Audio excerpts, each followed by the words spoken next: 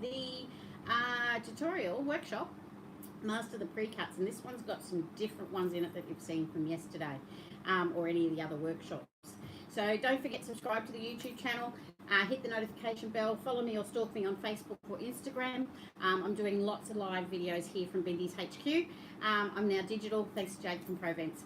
So I am coming to you that way. So if you're there, I can see the comments come up if my back's not turned. I can see the comments and everything. So if you want to just let us know where you're from, what you're working on, what you're doing. Did you get all the housework done? Mine hasn't, but I don't like doing it, so I don't do it. All right, so all my fabrics that you can see online are 100% cotton, reactive dye, no pre-washing. I import them and cut them myself, so everything comes from there. Hi, Barbara. Thank you. And Canberra. Hi, Julie. I'm glad you're enjoying these and just breaking up the weekend a little bit. Don't forget, I'll have lots of videos and live. I'm doing them live throughout the week. All right, and I do have a set one on Wednesdays about 8:30 Sydney time, Eastern Standard Time, where we have a treasure hunt. So you treasure hunt through the website for a cheaper item that I've hidden in the wrong spot. Okay, so let's get started. This one I call crooked bars. So crooked bars is using 10-inch squares and some 1.5-inch strips. Now the 10-inch squares in this one is actually the I Spy, which has 20 different prints in it. All right, and they are for boys or girls. Hi, Carol. Hi, Joanne. They're all different, okay, in the I Spies. So what we're going to do is we're going to take a 10-inch square. Let me open this one up. Here it is. We're going to take the 10-inch square, and what we need to do is cut it into 4 pieces. So here's my 10-inch square, and we're going to cut it into 4. Now, there's no real accurate way of cutting this. You can just get, I'm going to put a ruler sitting here. You just get your ruler, and literally, as long as you're 1.5 inches away from the side, you just put it down and go 1, 2, 3, and you'll be able to cut them up. So here we go. You pull this guy back down. So I've cut this one up. So I've only got them numbered, so it's easier for me to place them here. Velcro's getting a little bit old on these ones. All right, so we've done them 1, 2, 3, 4. Okay, then we're going to take our 1.5-inch strip. Okay, and we're going to start attaching them. It's probably, yeah, I can do it this side. Okay, we're going to start attaching them on. Now, if you have OCSD, the obsessive compulsive sewing disorder, that I do have at times on certain things, you will want to sew it on and cut that off neatly. Okay? In this case, we don't do it that way, because if you cut that off neatly, because these are cut on an angle, this will actually go up on an angle as well. What we need to do is sew it, leave about 1 inch, sew the next one. Another question I get asked with this is if we can whack and stack them. I whack and stack 4 because I want the bars to be different, and because I'm not measuring them, they are different every time. So we can have 4 of these and go 1, 2, 3, 4. Okay, we can go down, and then you're just going to put the number 2 one on the side. All right, we cut through here. Once we put number 1, we'll put number 2 on, 3, 4, etc. Adding a 1.5-inch strip each time.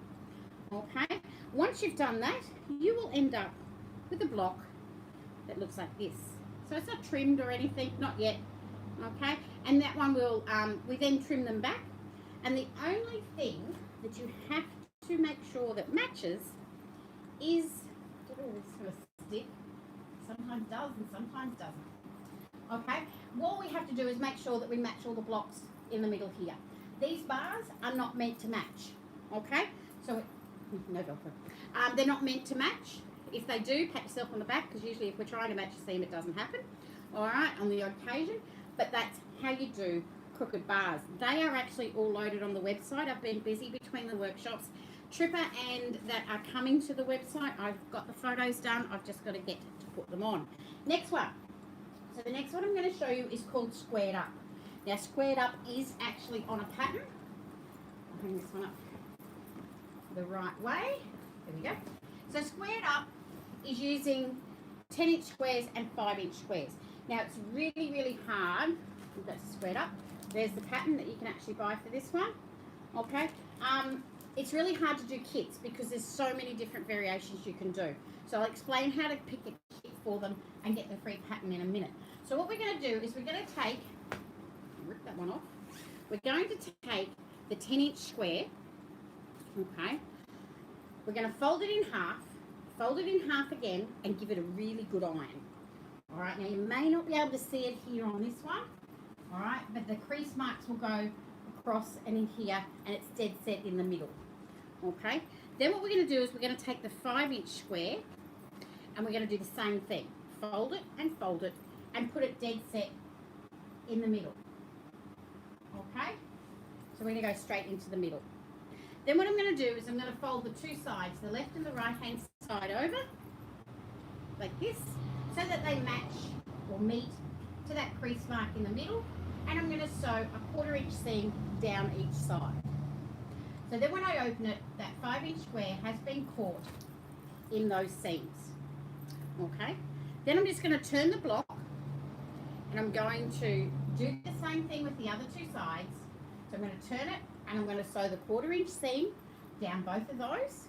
Okay, so when I open it, I now have a 5-inch square with a border, and no rotary cutter was used in the making of this quilt. Okay, then you just join the blocks. You shouldn't have to square them. If your 1/4-inch seams are okay, you shouldn't have to square them up. All right, now if you ever tried to put a print border around a block, this method works really well as long as it's a 10-inch square and 5-inch square. So here's a print one.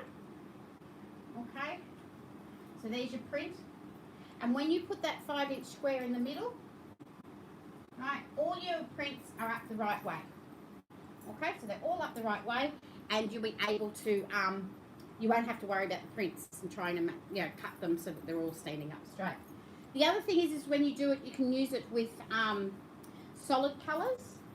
So in this one here, I actually did the prints. See if I can hold this one up the right way. Okay, so the print here is here, and you've got the solid colour in the middle. So this is now great for appliques, embroideries, that sort of thing. If you are doing appliques and embroidery, start with a larger square, because obviously as you're hand stitching on or putting it in a hoop for the machine or whatever, it will distort the 5-inch. So you need to have it bigger and cut it back to a 5-inch, so this method will work. All right, great for a signature quilt too. All right, an amazing little signature quilt. This one here I actually did with just all the solid colours with the I Spy in the middle. Okay, so for ordering online, all you have to do is pick your 10-inch square, whether you want it as a print or a plain, and then pick your 5-inch squares as the opposite, the print or the plain, and I automatically will send you a squared up kit. Okay, or just put it in the comments, squared up kit. All right, so that's where you order those ones. The next one, Jaggered Stacks. Now Jaggered Stacks is using 10-inch squares, hanging up a little bit like this, so with the 10-inch squares.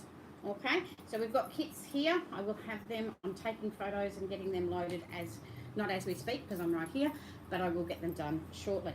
So what we're going to do with this one is we will be making it using those 10-inch squares and our trusty dandy half square triangles as we do. So this one's a quick little rundown till we get to the part where we need to have a look at it. So your 10-inch square in your print, your plain one, fold it in half, iron it or mark it, whichever one you prefer to do. We're going to sew a 1/4-inch either side, cut down through, and I will end up with a half square triangle that looks like this, with the Velcro on the right way. Okay, so that's our block there. So we're going to have 80 of these. All right, so what we do then is we need to cut them into 4 equal parts. Yep, you can see that. This is usually too low for me when I'm at the shows. I've got to hang them up high. There we go. So we need to cut them into 4. Now, because you've got 80 different ones, or a combination of maybe 10 different colours, so you'll have 8 of each one, you need to stack these 80, because you'll have 80 in each one of these piles, and mix them so every colour is different on the top. All right, and then what we do is we take the one on the right-hand side, and it becomes the one on the left. Okay, keep taking it from the right and build it back up. Okay, we're going to build it back up. Now these are all different colours, so what you'll end up is with a block that looks like this. It's not square, it is rectangle, so we can't twist and turn them. So you can have 80 of these, you've got 8 by 10, that way you get that long rectangle. If you've got 8 by 10 this way, you'll get more of a squarer quilt, which will be great for a lap quilt. So that one also comes on a pattern. And yep, we've got that there somewhere. So we'll have a pattern for it that you can choose on the website. Don't forget the website, any orders over $50 up until the end of April are free postage for you. This one, next one is, and patterns are always free postage when you order just patterns. This one's high five. High fives are listed on the website now. Okay, high fives are a really quick one that we can do. It is using, here we go, some 5-inch strips. Again, I was using the I Spy, so every strip was different, 20 different strips, and I've used it with the lovely marble 1.5-inch one, so that gives lots of colour throughout it. Okay, for the kids. This one you just have to take, it's a very quick and easy one to show you. You're going to take the 5-inch strip, okay? You're going to put a 1.5-inch strip either side, just a 1/4-inch seam, and put one either side. Then we're going to cut them as a block, okay? And then your blocks just go one this way, one that way, one this way, and one that way. And that's how you do high five. Makes a nice big quilt. And if I did actually have, yep, there it is, the pattern, okay? It does make a 62 by 74. So you can make 2 little tiny quilts, or 4 tiny quilts, 2 tiny, little quilts. You can use the front and the back the same. You can do all that with this high five one. So the next one I'm going to show you is actually I call it stepping stones. I haven't made up kits for them because it's just using 5-inch squares. And what I explain in this one, it's more of a technique of how I put block quilts together. Okay, so it's this quilt here. It's just little 5-inch squares. Open it up and I'll hang it behind me. Okay, just so you haven't got a blank wall behind me. There we go. So we're going to do that one. All right. Now what you're going to do is you're going to lay it all out, and you're going to pick up the squares in the columns. So you'll have column 1, column 2, column 3, and column 4. You'll take column 1 and column 2, and you will strip piece them. Let me move him over here a little bit so I can put this here. So we've got column 1 and column 2 where I am strip piecing them together like this. Okay, there we go.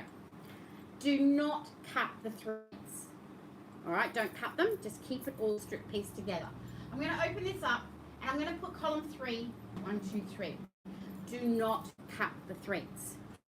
We're going to do column 5, 3, 4, 5, can't count, 6, 7, and 8, etc., however big your quilt is, and you do not cut the threads. I'm in your head now. All right, and what will happen is you will end up with a quilt top that looks like this. So I haven't cut the threads. All right, I don't even iron it because I don't want to get iron caught up in all these little bits and pieces.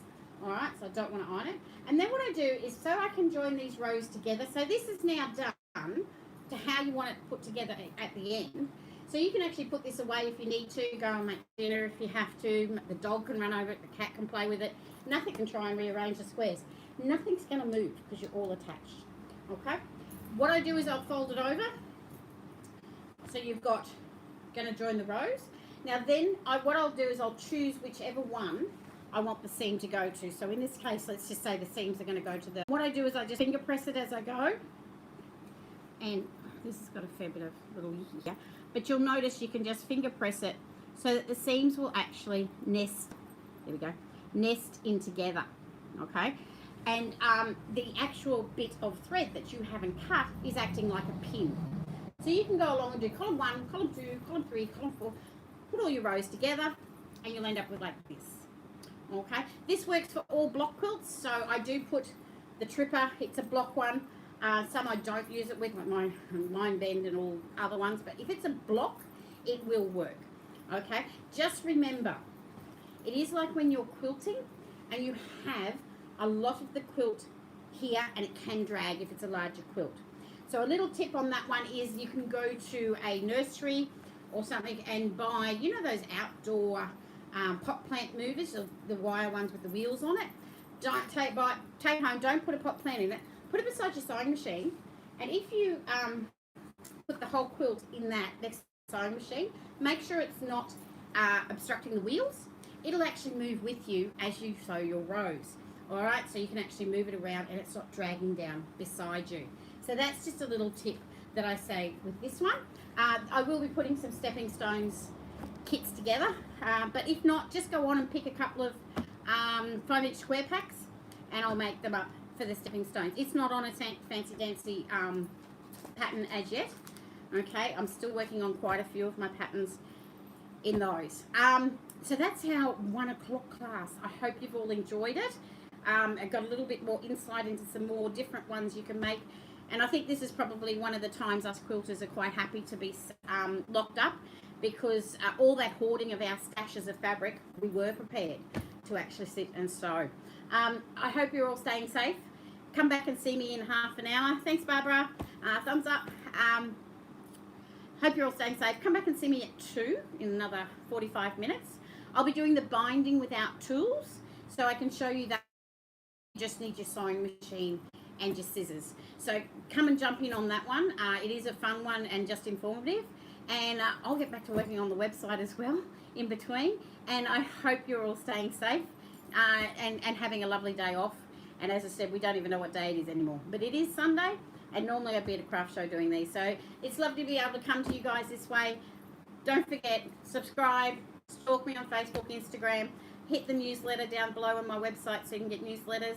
And happy sewing, everyone. See you all at 2. Bye.